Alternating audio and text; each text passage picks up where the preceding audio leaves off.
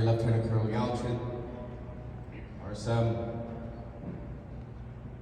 unit command teams and members of our allied regiments who are here tonight, to the families of those that fought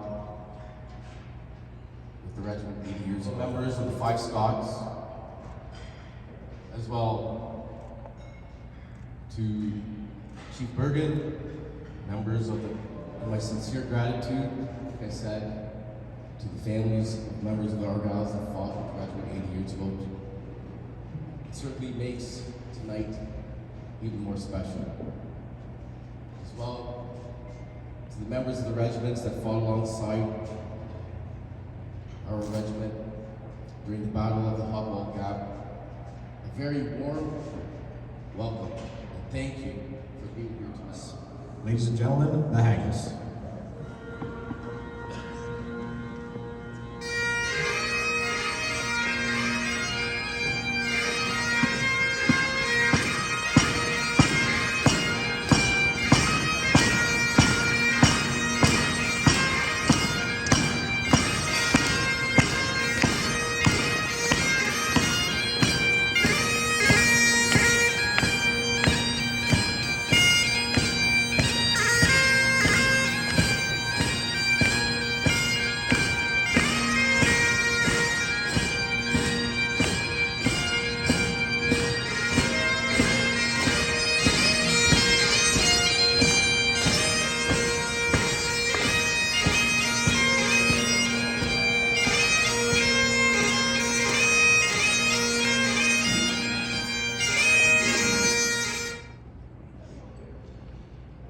And you, sir? And you, sir?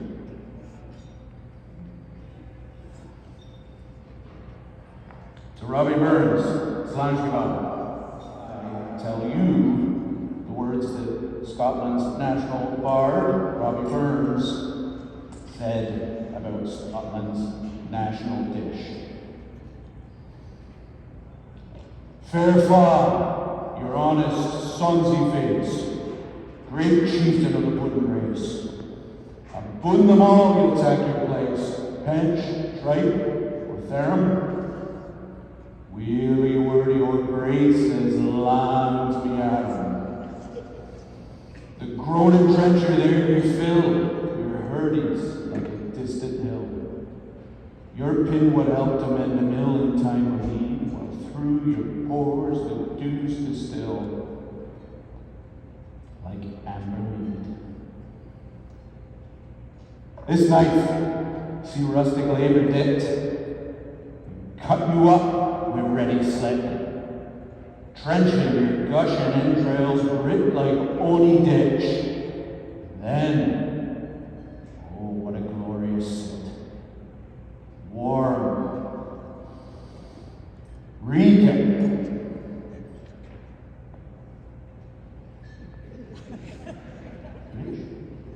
rich. And horn for horn, they'll stretch and strive. Deal tack the hindmost on they'll ride, till all their wings swelled kites belive are bent like drums. Then all need man may's like to rive, be thanking arms. Is there that o'er his French ragged or oleo would staw soon? Fricassee would make her spew with perfect scorn, look down with sneering, scornful view on such a dinner? Put your phone down. Poor devil.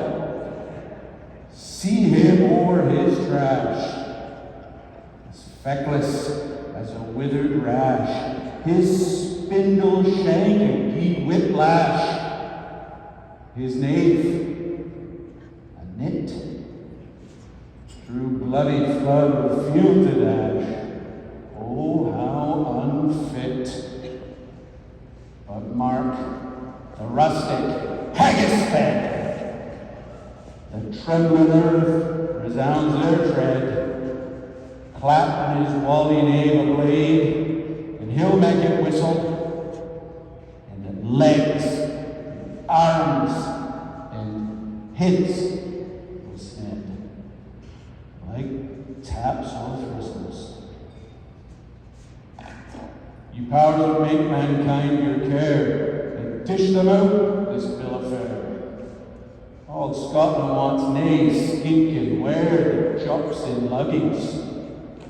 But you wish her grateful prayer, gie her a haggis.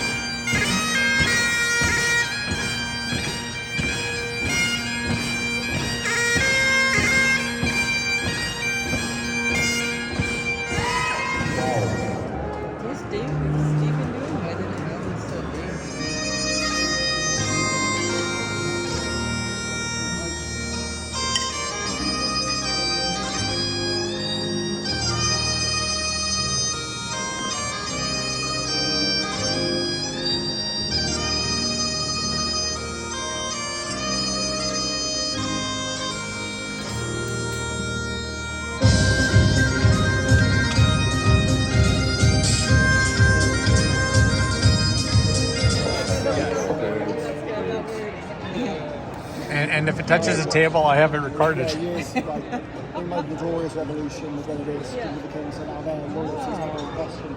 They now don't stand with the Joneses, and they don't have a choice in the So there's a million different ones. And we'll find in the Grenadiers there'll be one battalion at a different role. And it's all just an accident in history that all these things are so rapid. That's how much I know. You need to have it in the glass, but you see some of them get it and then just shoot it and then they'll fill up the gun. You need to have it. Well, when Santa was that for us. It was just, The king. On 26 February 1945, with an advance toward the Calcarnation Ridge, west of the Gap, with the Argylls part of Tiger Group. After fierce fighting through the 26th, the Argylls were relieved at Totenhugu and prepared for their next task. They were to advance under fire through the marshy wooded terrain and into the open terrain of the Hochwald Gap itself. It's nice to meet you all. It's terrifying, but it's nice to meet you. Dad wouldn't have wanted me to do this.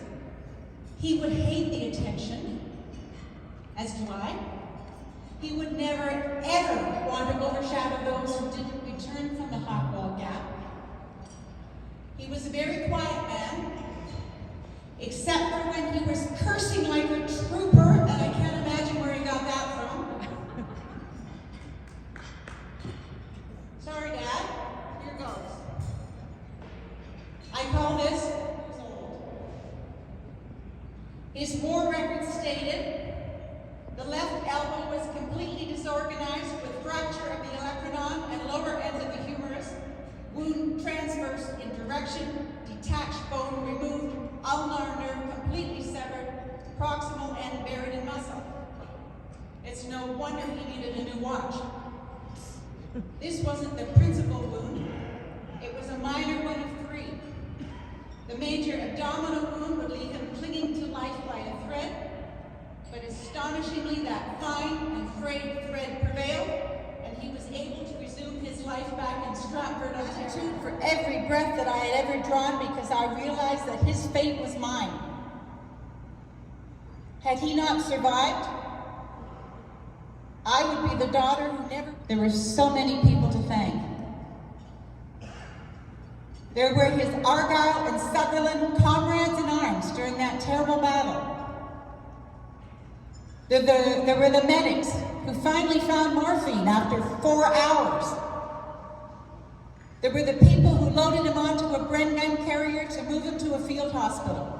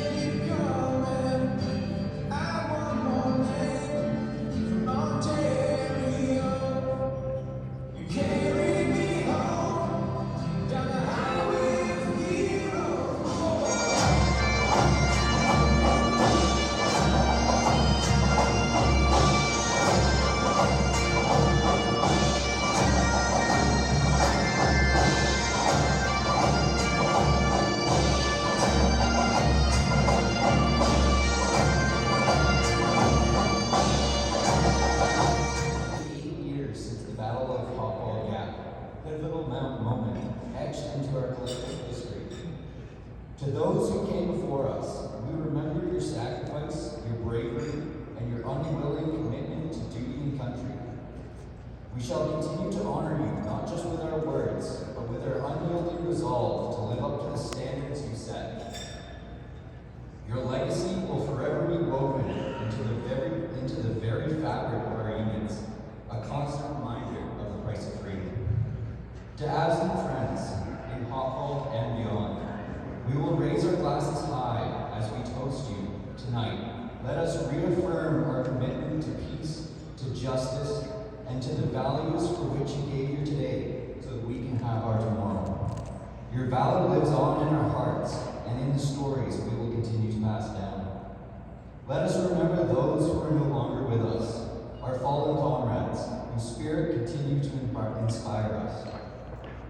Their bravery echoes through the halls of time. Their legacies will forever be respected and remembered. Ladies and gentlemen, if you are able, please stand with me and raise your glass.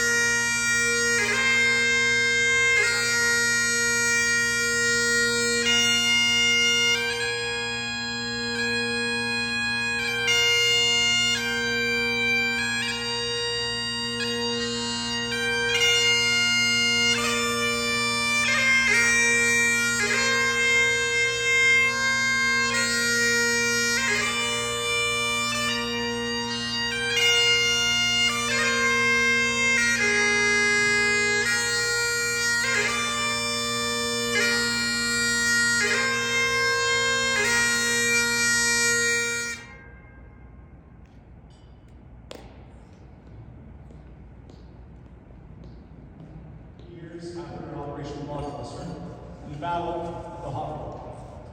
The war diary of the Argylls on the 1st of March 1945 reported that the battalion was consolidated after 4 days of hard fighting in the Hochwald and awaiting reinforcements and orders to advance further through the Hochwald gap the next morning.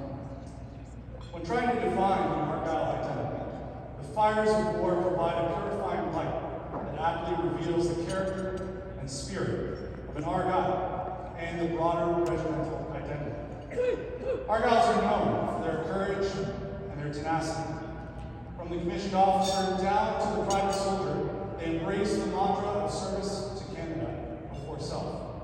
And this commitment inspired their actions on the battlefield.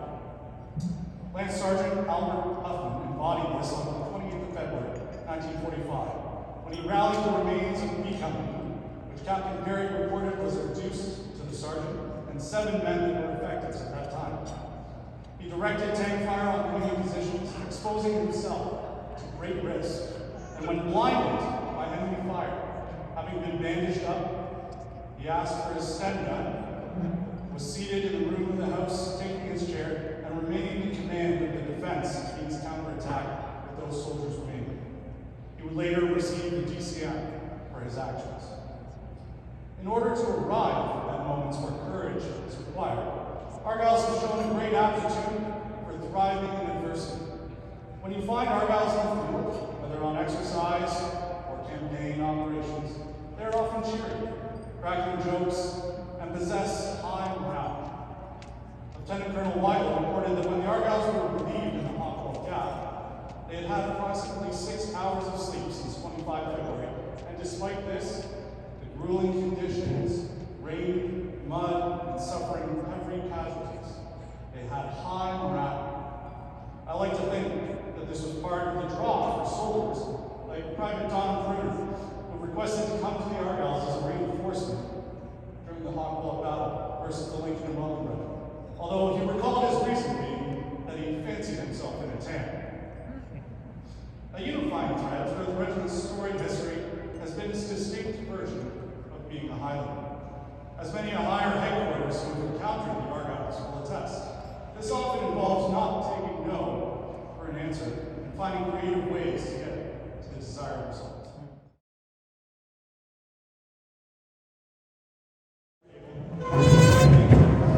As we celebrate the Argyll and Sutherland of Canada, Princess Louise.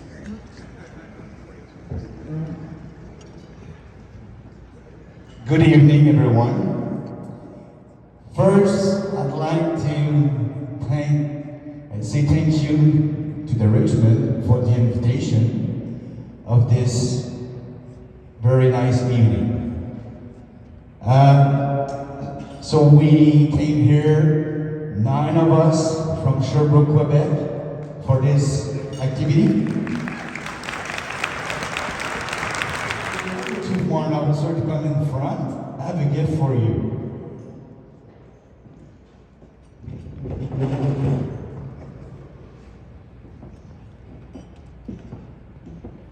So we have a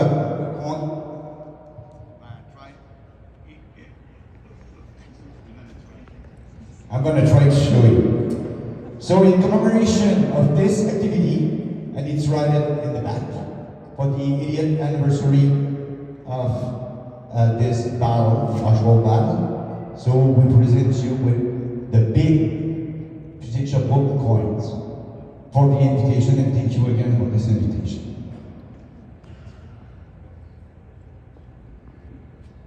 I ask that you charge your glasses and join me in a toast to some very special people in our regimental family. It has long been said that the NCOs are the backbone of the Army. If this is true, then the women in our lives must surely be its heart and its soul. Their understanding when we're away evenings and weekends for training, the encouragement that they give us, gives us the strength and the determination to carry on. And they're always there with a shoulder for us to lean on when we need support.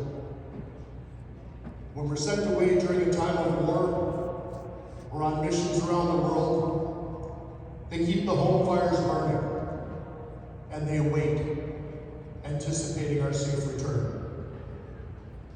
There was something written during the Second World War. It reads, "Wait.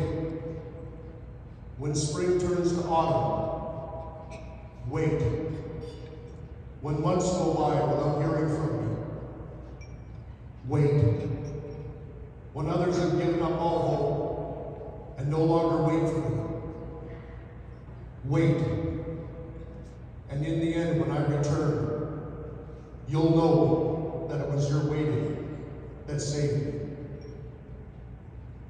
God alone knows how many soldiers' lives have been saved by the power of a woman's love, even though she was thousands of miles away, simply because she waited and she never gave up hope.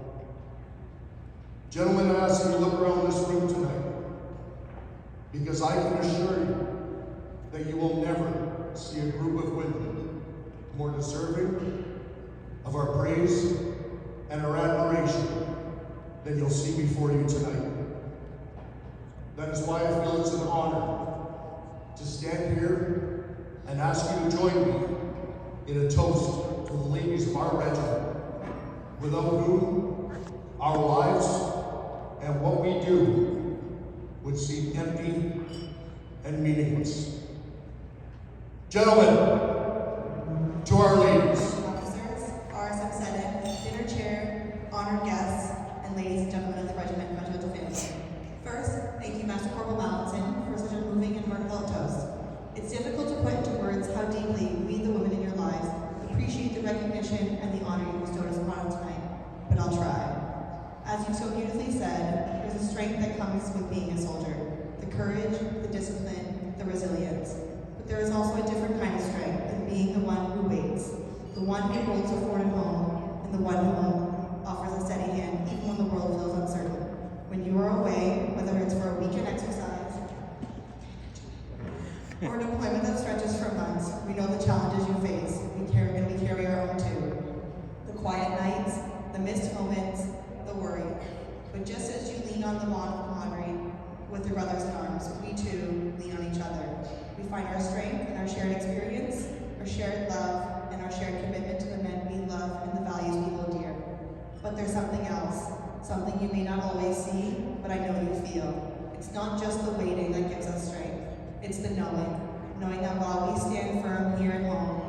stand firm in the world, protecting what we hold precious, upholding the honor of your regiments, and serving with pride.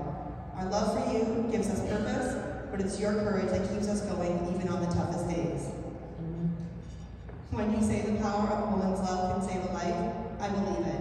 We are a constant source of support, not because we are asked to be, but because we want to be. There's a deep sense of purpose that comes with being the heart of a family, the one who keeps the home fires burning.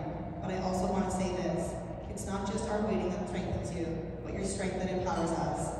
You make us who we are, and together we are an unbreakable team. So gentlemen, while we may not wear the uniform, we stand straight alongside you with pride, with courage, and with love. We are so deeply honored to be a part of this journey with you. To the men and women who serve, to the families who stand beside them. May we always be the strength in each other's hearts. Thank you. The need to stay connected among brothers in arms became very strong. To meet that need, the 1st Battalion Veterans Association was formed with 2 branches, one in Toronto, the other here in Hamilton. As the years progressed, and 1st Battalion veterans passed to the Great Parade Square above, the Veterans Association morphed into what is today's Argyll Regimental Association back in 2017.